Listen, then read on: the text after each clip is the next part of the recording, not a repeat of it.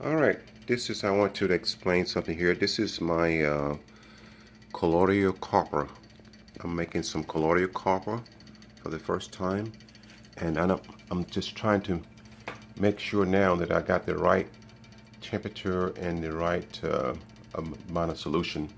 Now, the way you make colloidal copper is that you have two electrode rods that's suspended into the solution, and up here you have a generator.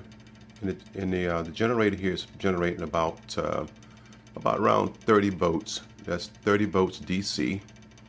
And then this here is a heater and a stirrer. This is the knob right here. What this one does, that one controls the heat, and then this one over here controls how fast you want to stir it. Okay, and then you sit it and you put it in a mason jar.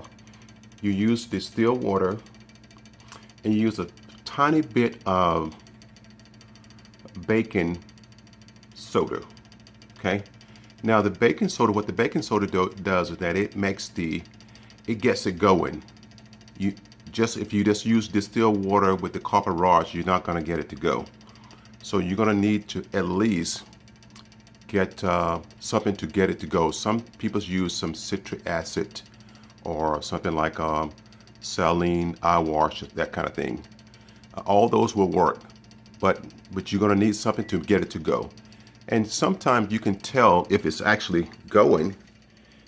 It's that you can see the color that's on the on it.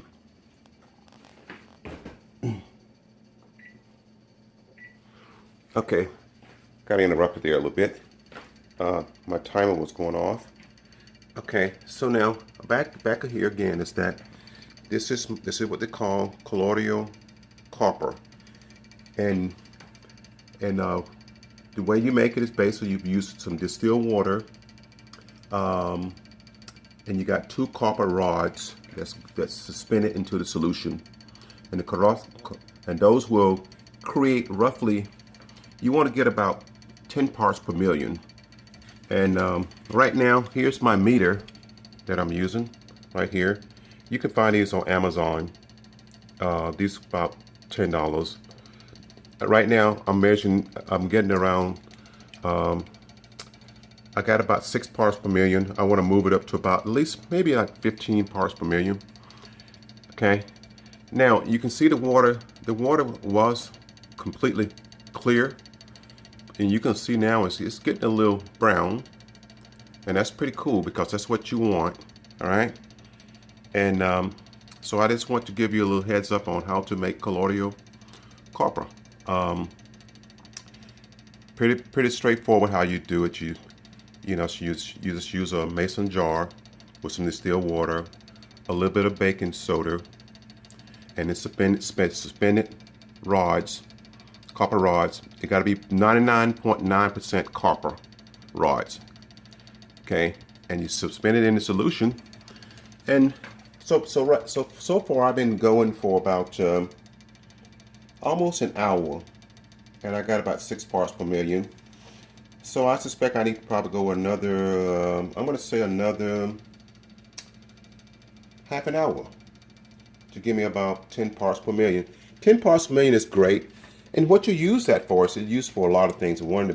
It also is for your skin, your facial. If you want to get the wrinkles out of your face, it will also help to alleviate gray hair. It will make your hair turn back to a natural color. It has many different properties, but those are some of the basic ones. All right. So that's what I wanted to report on my first batch of colloidal copper. In the past, I have just bought it off of Amazon, so now I'm making my own. So I know how to use it already, but I wanted to make sure I learned how to make it myself. Okay, so thank you, and bye.